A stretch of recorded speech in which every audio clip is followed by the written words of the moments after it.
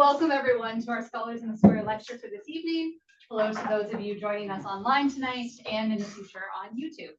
My name is Rachel Brown and I am the Director of the Center for Studies in Religion and Society here at UVic. As a reminder, our SITS format unfolds as follows. First, our speaker, Brian Pollick, will offer a 20-minute or 22-minute public presentation, and then he will engage in a 20-minute period of conversation with Dr. Erin Campbell, Department Chair and Professor of Art History and Visual Studies here at UVic, whose research focuses on early modern European art and material culture, including cross-cultural connections, among many other things. After Brian and Erin talk for 20 minutes, I will chair a 20-minute open discussion period. So our speaker for this evening is Dr. Brian Pollick. Brian is an associate fellow at the CSRS and holds a PhD in art history and visual studies from UVic. His research broadly explores the art of the Middle Ages and the use of art by various patrons to express moral identity. His research interests have now expanded beyond medieval Europe to examine questions of knowledge visualization and identity presentation in other cultures and contexts of the global Middle Ages. Brian is also currently working on a book about the building of the Congregation Emmanuel Synagogue in Victoria as an early example of Canadian Romanesque revival architecture. Brian is a core member of the CSRS community and one of our longtime hangers-on, a title we intend to make sure he keeps forever. Every day I learn something new about Brian and continue to be amazed by the complex and varied life he has lived. I would not be surprised if I learned tonight that he was a member of an Olympic swim team or that he once met Prince Harry at a Formula One race. Brian's work on knowledge visualization in the global Middle Ages and his historical work more broadly reminds us that many of the movements and advancements that we see around us today have historical precedents. Brian reminds us to always consider the past and to consider the places where the past impacts the present. And so with that in mind, I want to acknowledge and respect the Lekwungen, the Songhees, and Wasepsa and Esquimalt peoples on whose traditional territory the university stands, and the Lekwungen and Wasanich peoples whose historical relationships with the land continue to this day. And now please join me in welcoming Brian.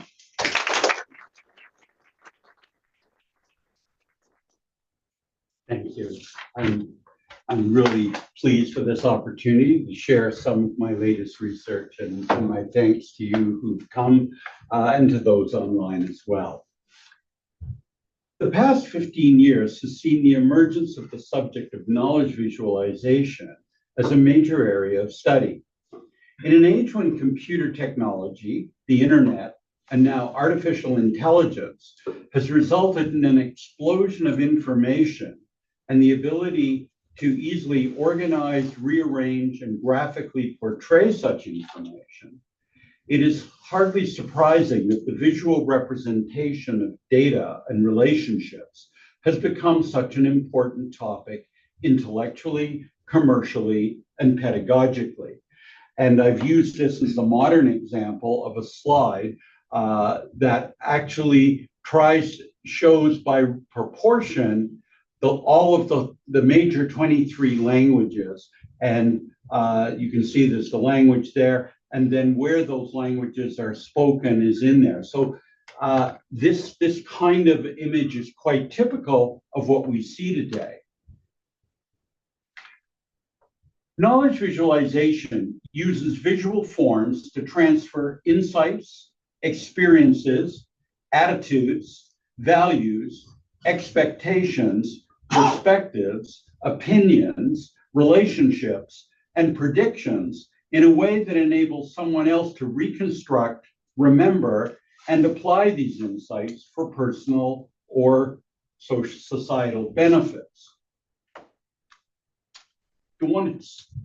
Just to give an example of how complex a slide can be, there are 20 different sets of relationships in this one image, this diagram. And it interrelates the following variables: the major and minor prophets, the planets, two different sets of zodiac symbols, the doctors of the church, 4 monastic orders and their founders, the months and days, a world map, the genealogy of the Virgin Mary, 3 personifications of the church, 2 crucifixions, the gifts of the Holy Spirit, the 4 types of biblical exegesis, literal, allegorical, moral, and anagogical, the 4 evangelists, the apostles, the names of Paul's epistles. I don't know what happened to the partridge in the pear tree, but it's not. The widespread visualization of knowledge, whether in representational, diagrammatic, tabular, geometric, or abstract forms, is hardly a new development, however. The use of imagery to summarize information, beliefs, and relationships deemed critically important to the well-being of contemporary viewers has been a feature of many cultures across the globe for thousands of years. This star map in a Chinese Buddhist manuscript, for example, precedes any such European or Middle Eastern representations. Its complexity stretches even to representing three different schools of astronomical theory. The three colors, white, black, and yellow, indicate the schools of anatomy of Shishen, Kante, and Wuxian. Indeed, particular types of diagrams found in Christian European manuscripts and Jewish European manuscripts could also feature complex imagery, but they were often directly adapted from Islamic manuscripts, especially those dealing with science or medicine. But what makes Western Christian medieval culture so important to any study of the history of knowledge visualization is the sheer scope, diversity, and volume of such imagery, which spanned most possibilities for organizing data and representing complex relationships and ideas, even by today's standards. The use of complex visual forms to convey knowledge ranged across every knowledge genre, from the most sophisticated cosmological and theological concepts to the practical actions necessary for sustaining daily life and health.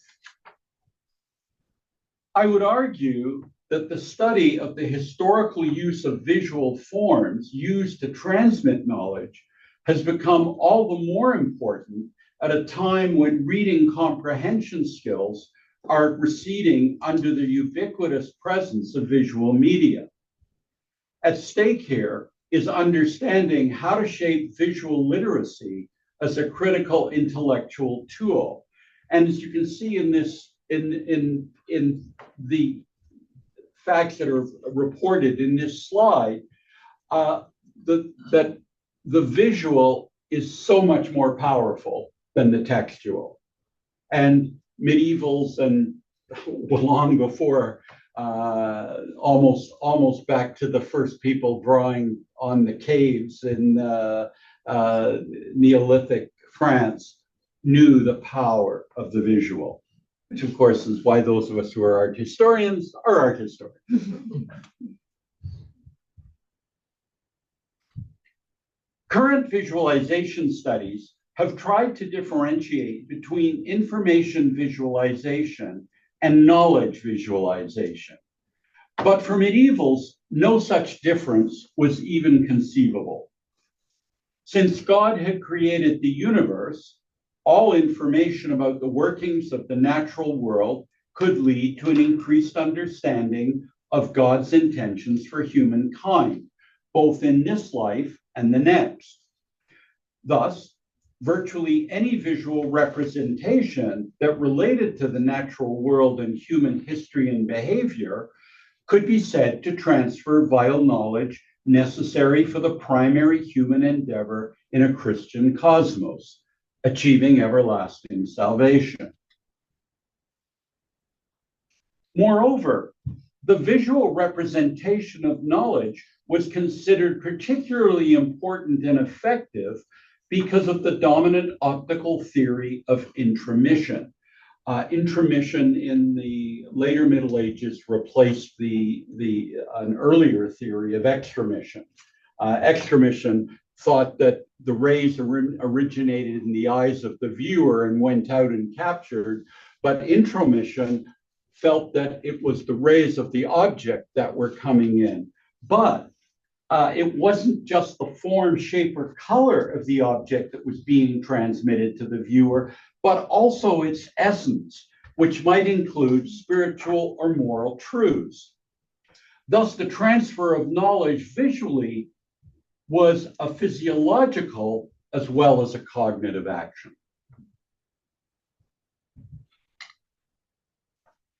Any discussion of the visual forms medievals, or anybody else for that matter, used for knowledge visualization needs to address two key issues. The first is what makes a visual representation of something effective as a tool for transferring knowledge. For any image to be understandable, the designer has to draw on a commonly understood visual language that includes such elements as forms, colors, and symbols. The second issue is who is going to be the intended audience for any such image. This was very much dependent on who commissioned the manuscript, and I'm dealing only with manuscripts, mainly because they're the one, it's in manuscripts that we find the entire range of visual forms. But who commissioned the manuscript and why? Who was going to see it? Where and how might it be placed, used, and shared? Audiences could include ordinary people where the manuscript was owned by a private individual or displayed by a public body, such as a civic government. More frequently, however, the manuscript would be intended for those having similar interests or needs within an institutional framework, such as a monastery, a university, a confraternity, or a professional guild. Given the keen interest in knowledge visualization, it is surprising that there have been so few attempts to try and categorize the visual forms medieval illuminators used. The only one I'm aware of was proposed by Francis T. Marchesi in 2014, who proposed only 4 basic types: rota, which were circular diagrams, arc diagrams, trees, and tables. I believe that this scheme is far too generalized and is neither comprehensive nor granular enough to be of practical use. I have therefore developed the following list for the major types of visual forms medieval artists developed for visualizing knowledge. And as I said, all my examples are from manuscripts.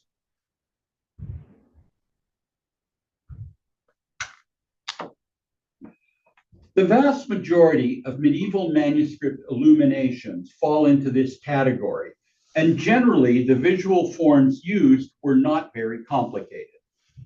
Most frequently, such imagery visually translated a biblical passage, very much in line with what Pope Gregory the Great, Common Era 540 to 604, once wrote, quote, "Pictures are above all for the instruction of the people," end quote.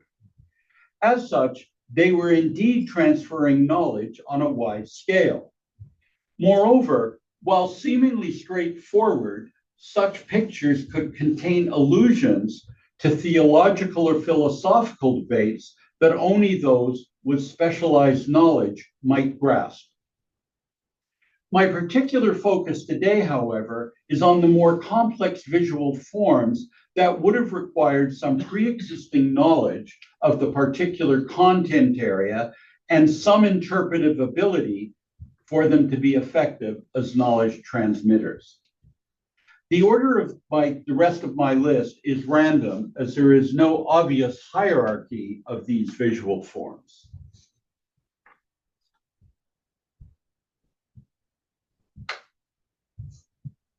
Cosmological diagrams.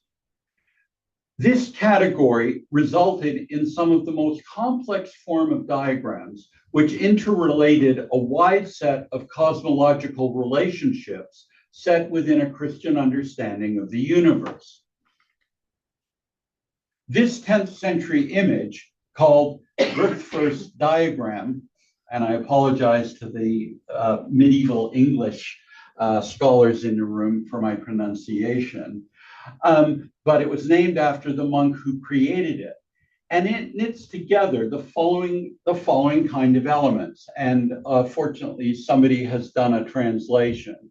So it knits together the cardinal directions, the winds, the elements, the ages of human beings, the seasons and months of the year, the phases of the moon, the humors, and signs of the zodiac.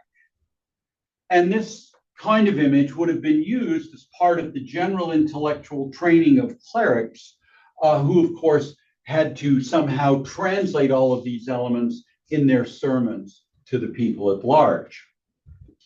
The next category is circular charts and diagrams.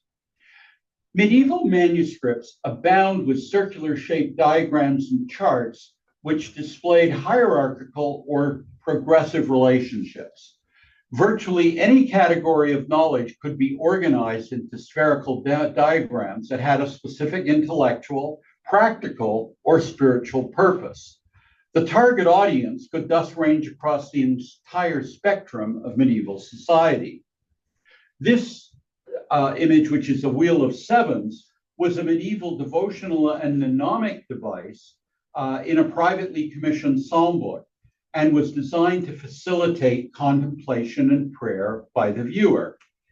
It presents a series of spiritual concepts organized in rings.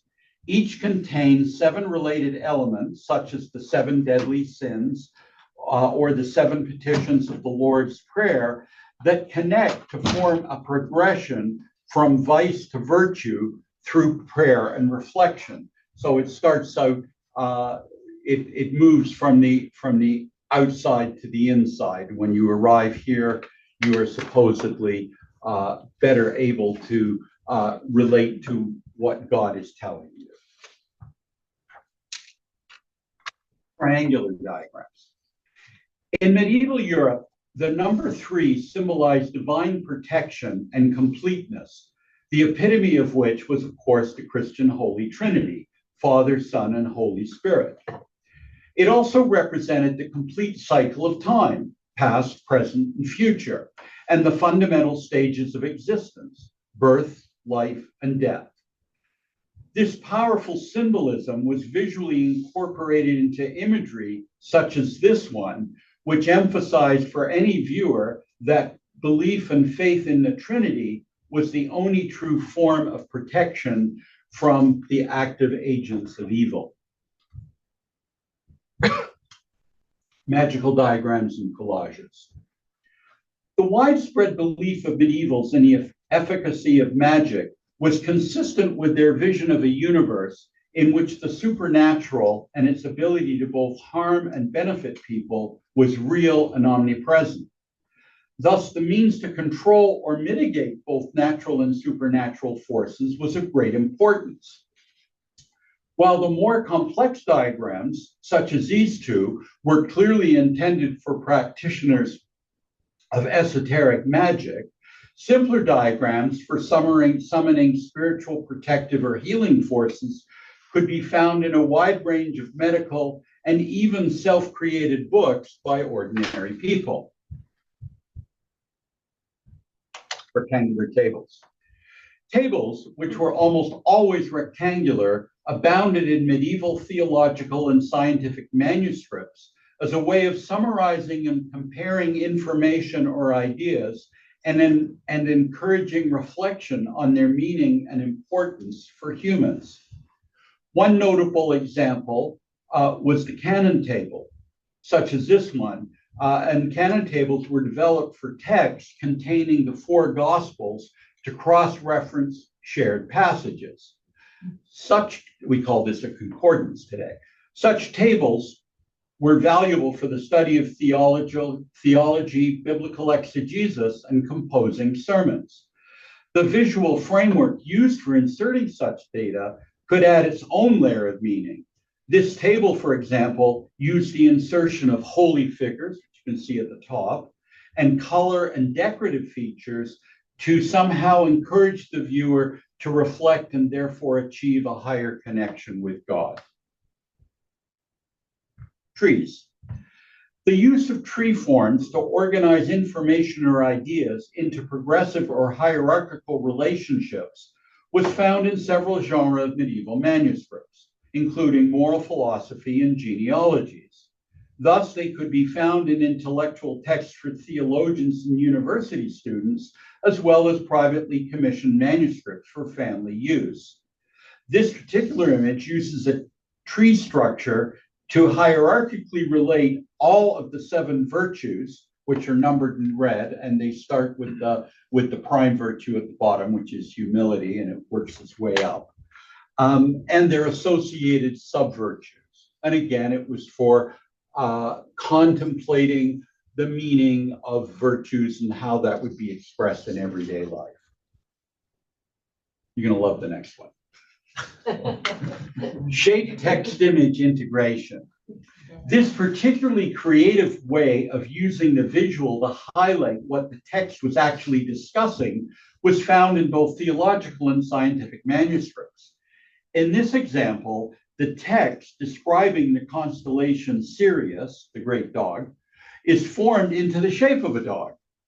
The image contains considerable detail showing the placement of the 20 stars within this constellation, which actually correspond in the constellation to their position. So these dots, these are the stars. Now you want to see complex? Look at this one. Calendars. Complex calendric diagrams incorporating a variety of visual forms could be found in any manuscript that dealt with the natural, i.e. weather or astronomy, and religious cycles, saint days, calculating the date of Easter. This example is a 7-year cycle of weather prognostication and other annual predictions related to agricultural activity and human well-being based on the prime. The prime was the first day of the week on which the new year falls. And it was found in a Worcestershire girdle book, which would have been used by an ordinary person, which suggests that the kind of symbols used must have had some kind of at least local currency. Corporeal imagery. Corporeal imagery was extremely common in medieval manuscripts and was used to highlight not only the workings of the human body, but also to highlight both natural and supernatural relationships.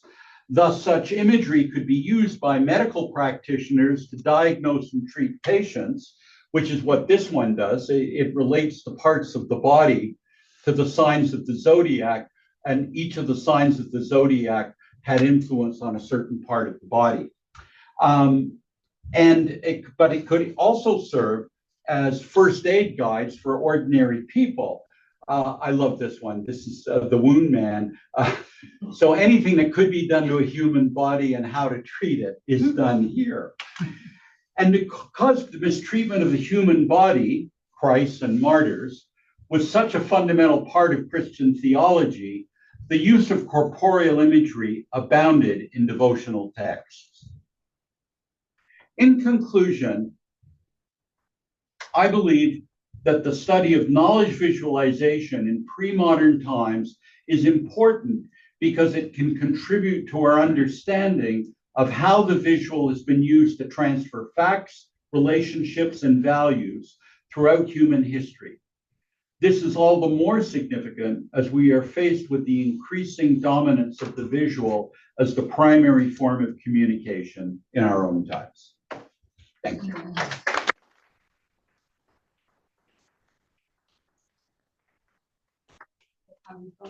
Here with Brian. Erin and Brian will just have about 20 minutes of conversation. Okay, great. And I just want to say thank you for the introduction and thank you for inviting me to be part of this. And it's such a pleasure. I was a fellow at the center a number of years ago, and I still remember that time. Great fun. So really happy to be here with our star PhD. Oh, there are other stars in the room. So Brian, thank you again for this really stimulating presentation. I have a few questions that'll help us, I think, come closer to the material, that give you a chance to expand on things. And so my first question has to do with the materiality and aesthetics of these images. How important is the size, pigments, paper, and the luxuriousness of the manuscript in shaping that transmission of knowledge? Well, let me start off and answer that question by we're faced with the obvious fact that only a fraction of what was produced has survived. And so what has survived have been tend to be the most luxurious examples of manuscripts because they were held to be obviously more valuable. The pigments in them, the materiality of the pigments, the blues would have been in ground lapis lazuli, plenty of use of gold leaf. But we also know that there were many manuscripts that were not done on parchment or vellum, but were actually done on paper certainly by the 14th century. And very few of these have survived because of their vulnerability. But in fact, if we consider the material range, it probably covers everything from the most luxurious on really fine vellum or parchment, using these expensive pigments, well-experienced artists, all the way to the person who produced their own copying diagrams, images from elsewhere, drawn in simple ink. But the materiality is important because the visual transmits in the medieval period. And so even the colors have qualities that are somehow representational of virtues or vices or have some kind of special meaning. And so what you have is really a kind of total material experience. And it is an experience. So the material is absolutely critical to the meaning and the exchange, because what's going on here is there's at the moment of I was going to say reading a manuscript, and reading in this case would have meant either listening to somebody else read it or reading it out loud. Silent reading is still not the common way of experience. So it's a very material experience. Yes, and I really like your emphasis on experience. That really brings out the embodied, unfolding in time, kind of sensual experience of being engaging with the materiality. And so I wondered if you wanted to say a little bit more about the reading practices of this period, which are quite different. You've already alluded to that a little bit, but the reading practices, how did they create communities through these practices? Did the image itself create communities? We talked a little bit about who owned them, right. But I think I wouldn't mind hearing a little bit more about reading practices and interaction with the manuscript itself. And I realized I didn't deal earlier with the issue of size, and just in terms of size, just looking, so I've included the entire page for most of these. So you can see that the images generally are not small, but that doesn't mean that they couldn't be. When you look at some images in historiated initials, such as I even put an extra one in here. So there's an image done within an historiated initial. So anyway, but always they're prominent to the viewer, and so the experience of sharing the manuscript, I'm going to say sharing it rather than reading it. It's because somebody is likely reading it out loud, and collectively they're viewing it. So the size, of course, none of these are particularly large. So they're done usually within a fairly close environment, and in an institutional environment, which would have been for most of them. It might have been in a monastery, shared in a refectory. And the other thing is people wouldn't just sit quietly, there'd be movement. So part of this experience would also be movement, walking around, looking at it, touching it. It's a full sensory experience. And being parchment, and fairly fresh parchment, it also has smell.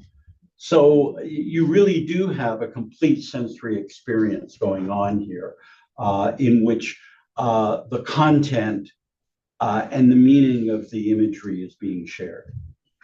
Yeah, thank you.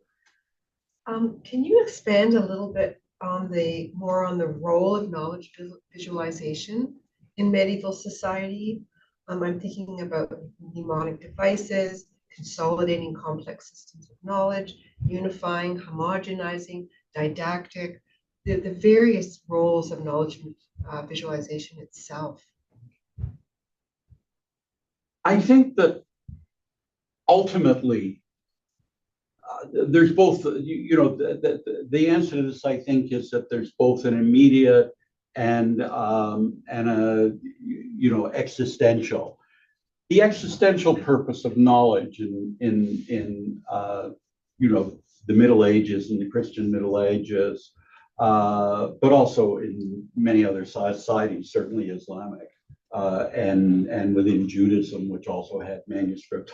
The purpose of knowledge is to somehow create a greater awareness of ultimately God and one's relationship with God and one's ability to live one's life in conformity, in harmony with the expectations that God had expressed through scripture and others, other moral forms, but also about human relationships. It's ultimately about harmonious in the sense that ultimately the relationship of harmony with God has to be replicated in terms of one's relationship on earth. And so, in that sense, the whole purpose of transferring knowledge is, has that existential. But when we bring it right down to the practical, it's also about, for example, if you're a doctor, it's about being trained and being competent at diagnosing and treating your patients within the context of what the knowledge of the profession was. So it's always those kind of dual purposes that can serve quite local or parochial means to the much more existential. Yeah, I love how you framed that. Yeah, no, that's a very rich answer.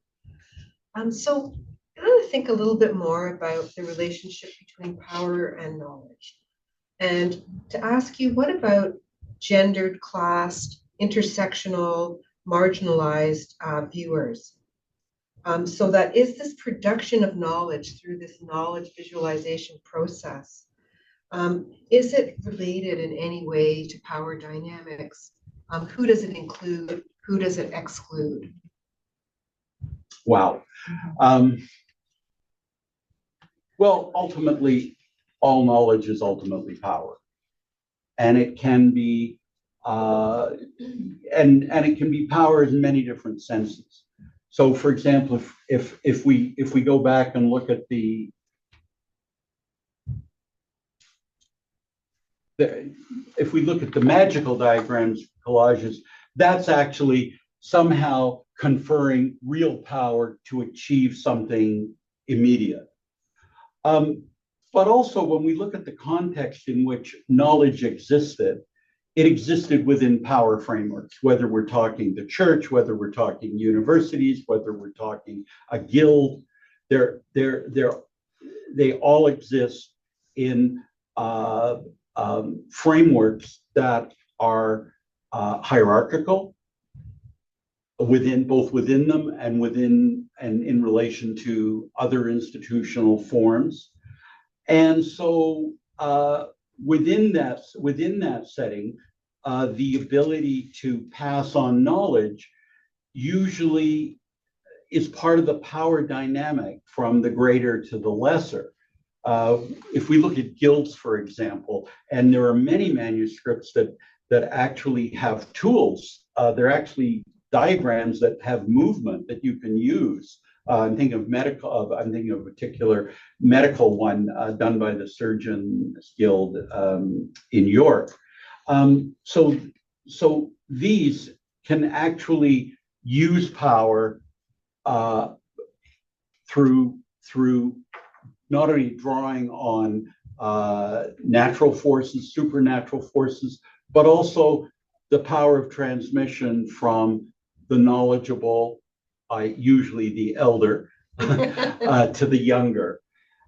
When you talk about gender, of course, most of the institutions and most of the knowledge frameworks that existed were for men. But we do get examples. Somebody, I think it was just yesterday, was talking about Christine de Pizan. So there certainly are women who draw upon knowledge and try to transmit it. And this particular image, this image is from a gradual rule, which is all of the music for all of the antiphons throughout the liturgical year. It was done by a woman, Gisela von Kressenbrock, and she also was the illuminator. So we certainly have examples, and typically they'd be within a convent setting, which was a female institution, but also in books of hours. So many women, especially elite women, own books of hours, and that would also be a way. And they would, of course, use those to instruct children and servants, which again is part of the kind of hierarchy. So the transfer of knowledge is never removed from the power structures as it existed. And your comments about gender makes me think of that calendar. I can't get that calendar out of my mind because it reminds me of the kinds of calendars I used to use when I was a mom to keep the household organized. And I thought, are there any just for women, these calendars? I don't know. I can't tell you the number of hours I have spent trying to decipher this calendar. I can't do it, but it's amazing because actually what it does is so each of these is a year. So there's 7 years, and each of these is a whole year, and it forecasts the weather, the winter, what the winter is going to be like, what the summer is going to be like, what the honey harvest is going to be like, what the health is going to be like. This is not a good year for young people. They're all dying in bed. And there's actually a lot of medieval texts around prognostication. But anyway, calendars are somehow trying to relate. And of course, there's all kinds of spiritual and religious references in this calendar as well. So again, they're almost like immediate cosmology, they're cosmological diagrams, but they're practical. Exactly. Yeah, very helpful. Yeah, so I just have one final question because I see we're getting close to our 20 minutes. So how did the advent of print and the democratization of imagery as a result of print have an impact on knowledge visualization? Of course, it was both immediate and enormous. So almost all of the early books were illustrated. Some of the earliest ones, and certainly the luxurious first books, the images were actually still done hand painted by artists, but very quickly woodcuts became very common, and these were affordable. So virtually every household of even quite modest means would have had would have had some print, usually the Virgin or their patron saints, and gradually, as literacy increased, so would the topics that would become available. Society was probably never as visual as it was until today, in the period right after the invention of development of printing in Europe anyway. But it is the Protestant Reformation that kills the visual, in the sense that text displaces the visual. The visual, in fact, is even distrusted, which is why you have iconoclasm going on. And it actually takes really from the Enlightenment moving forward, and certainly as media have developed, multimedia, that the visual starts to become important. And I would argue that the visual is never more, or I say important, it's never more present than it is today. So print, yeah, in a sense, print has now become faded into the background based on the pictorial. And sure, there's some print there, but those of us who, there are those of us who've experienced how difficult it is for students coming out of high school currently. They don't have a huge textual experience, but boy, are they ever visually literate. And artificial intelligence is going to put a whole new layer and meaning, and certainly for me, concerns about the visual and the power of the visual.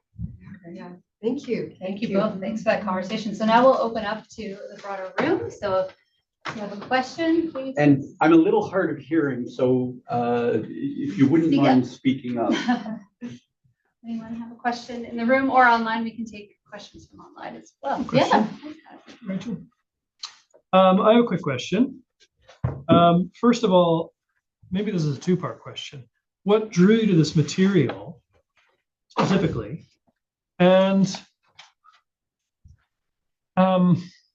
do you think, given that, like here in academia, we are so textually based, there are opportunities or like missed opportunities to represent information in not just like a graphical way, but in the manners that you're illustrating here in the presentation? Do you feel like there's a missed opportunity, especially given that students are so much more visually oriented nowadays? Well, let me respond. There's a great question. What drew me to this? Well, I was starting to look at some really modern examples of using graphics to transfer knowledge, which, interestingly enough, and not surprisingly, the motivation originally comes out of the business sector, which started to really have to look at how could they increase ways in which they could train staff in complex procedures. And so what was textual increasingly became visual. But as I looked at these, I realized I could not see a single visual form that didn't exist in the Middle Ages, especially in European manuscripts. And so that just got me thinking about, okay, what more about the visual? And when we talk about, do we miss opportunities? I think that teaching people to be visually literate should be a fundamental skill that we teach through school and certainly through university. If for no other reason, so that they can, especially with artificial intelligence, so that they have the means to be able to kind of discern what might be quote, real as opposed to totally artificial. And but universities and most disciplines have been, certainly the humanities, have been based on text. I can remember I did my first degree in history. If you went to a conference, you never saw a PowerPoint or in those days, slides, because they weren't textual. The imagery was simply not important to historians back then. We're talking the early 60s, so it's an indication of my age. So yes, I think that we should really think more about how we use the visual as part of teaching people to be able to learn and to understand and to discern. Great, Todd, we have some questions online. Yeah, Brian, we have a couple questions from online, and they're actually quite related to one another. So it seems that when you were talking about the Protestant Reformation and its impact on the role of images and the role of texts, that got quite a few people interested. So we have Jessica, our in-house fellow, asking a little bit about that, and if you could sort of expand on, talk a little bit more about how the Protestantism suppressed the use of the visual. Okay. But just don't go yet. So, and then connected to that same question, we have Andrea McKenzie asking also about the Protestant Reformation, and talking a little bit, asking about the iconoclasm and whether and what that meant for the afterlife of these medieval texts. In other words, do you find in some of the texts that you've been looking at, do you find that them having been defaced, or whether there was marginalia added on to them in the vein of that emphasis on text rather than on the visual? Okay. I can remember the order. So in terms of the iconoclasm, because most of the imagery that existed, especially in churches or in public spaces, had very direct religious meaning. They would often be religious figures, and so they became the immediate targets because of the concern that they were not only within the Protestant context idolatry, but they were also really associated with Catholicism and thus became part of the battle, as it were, between Protestant and Reform and Catholicism. England, which probably most of us are most familiar with, is always interesting, because England's always trying to do a bit of a middle way. That's what Anglicanism is, as Jessica knows better than anyone else. But the amount of destruction and defacement of imagery in certainly in Germany, in Switzerland, and certain parts of England was extreme. And so, Andy, do you want to just maybe Andrea's question again? Andrea's question, actually, I think you've answered. It's about the defacement, about whether you see marginalia, sort of the afterlife of the text that you are looking at specifically. What's interesting is at the same time as you've really got, you're in 16th, but especially in the 17th century, you've got another phenomenon happening, which is the collection phase. So many of these manuscripts are now being collected, and they're preserved that way.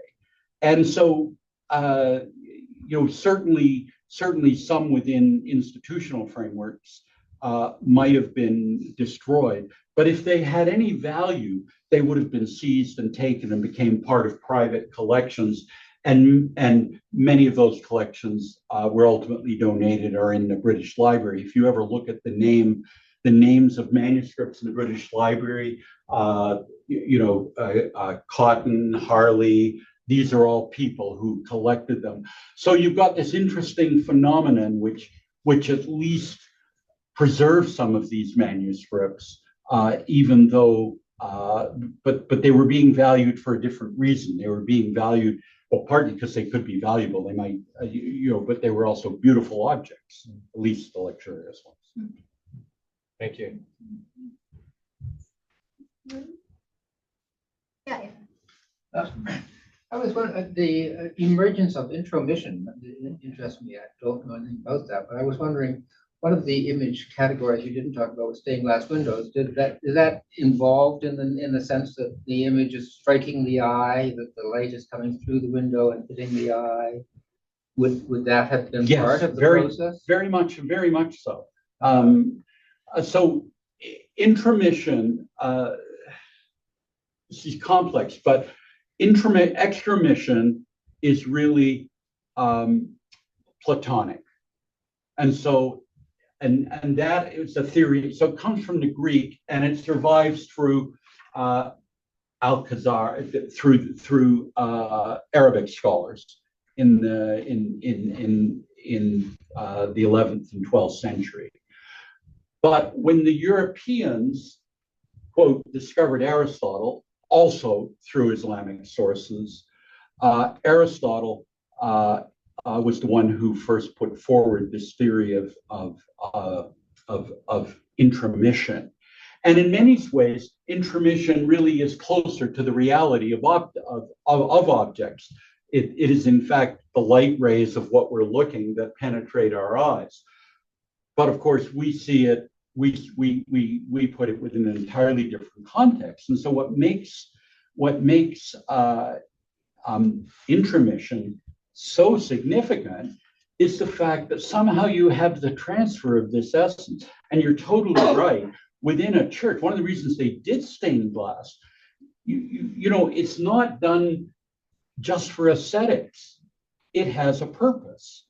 And that purpose is the actual somehow transmission. So if you've got a stained glass window of the Virgin or of a parable, somehow that part of that essence, some of that meaning is somehow becomes part of the viewer's soul, the viewer's mind.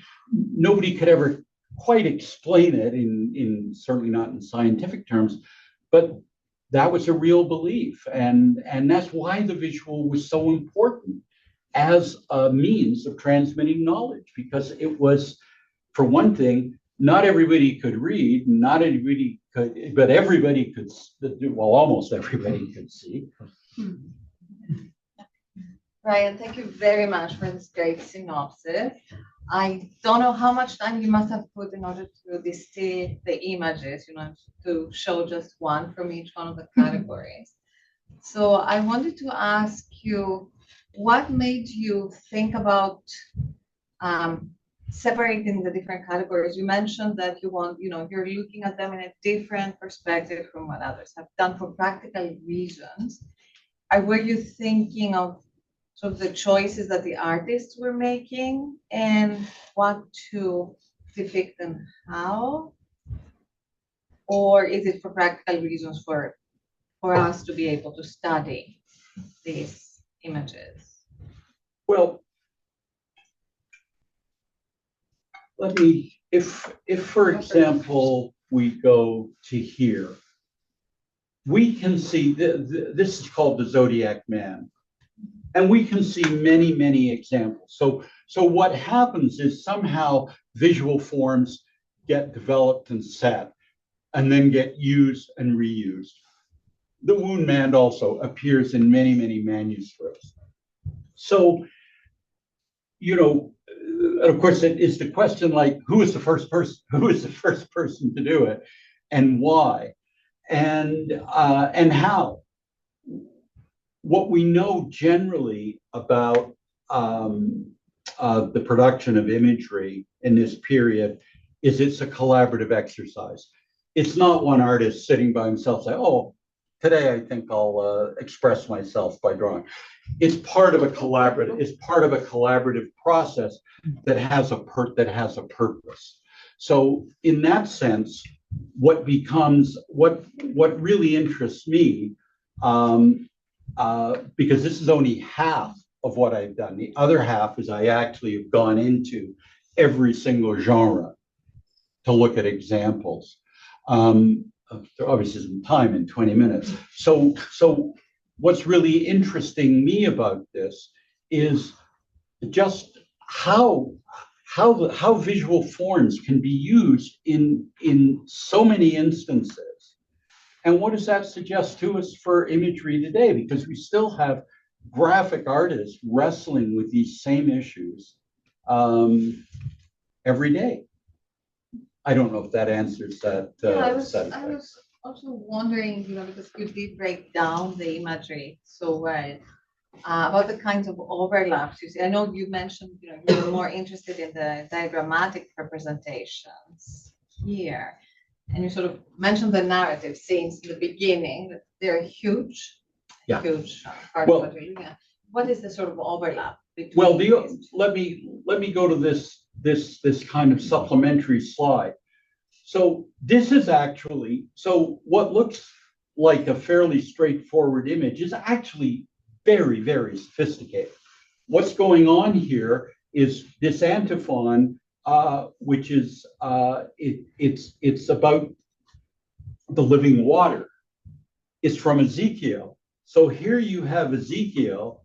This is the church receiving the blood of the risen Christ. This is not something that ordinary people are really necessarily going to understand. So this and this kind of overlap between what looks like it might be simpler, straightforward, never is. And I could have spent a lot more time, just talking about the sophistication of what looks like simple, straightforward imagery. But I decided that because there's been work taught, such limited work about the visual forms, I wanted to see if I could provide a classification scheme. And that's the original, that's about what about my work is original. Yeah, Sheila, last question. Thanks, Brian. This has been fascinating. What's coming for me now is maybe access, maybe to make a distinction between medievals and today, because you've made that comparison a few times. What would you say the expectation to access would have been in the medieval period? Because today everyone could get access to visual imagery on demand, and it's almost like the interpretation, or there's an idea of interaction, right, or at least consumption. Yeah. What would that have been like on a medieval level? Well, first of all, medieval cities, and I'm an Italianist, so most of my knowledge, but this would certainly be true for the larger cities in Europe. The visual was everywhere. You couldn't walk down a street without seeing an oratorio, imagery, and so within the public sphere, there would be frescoes on walls, frescoes on church that everybody saw. I've restricted this to manuscripts simply because you don't get these kinds of diagrams in anything else. And when you talk about access is probably pretty limited. It's within, if it's institutional, it's within the members of that institution. And unfortunately, we just don't have a lot of information that actually tells us how they were used, when they were used. We do know certain things. We do know, for example, that some books with really luxurious illuminations might have been brought out on special occasions. In my PhD, I talked about one manuscript, it's actually huge, it's like that, and full page, and has 7 full page. This guy saw that everybody saw it. But that would have been the exception rather than the rule. Thanks, Brian. Great, thanks, Brian. Well, that's our time, so thank you.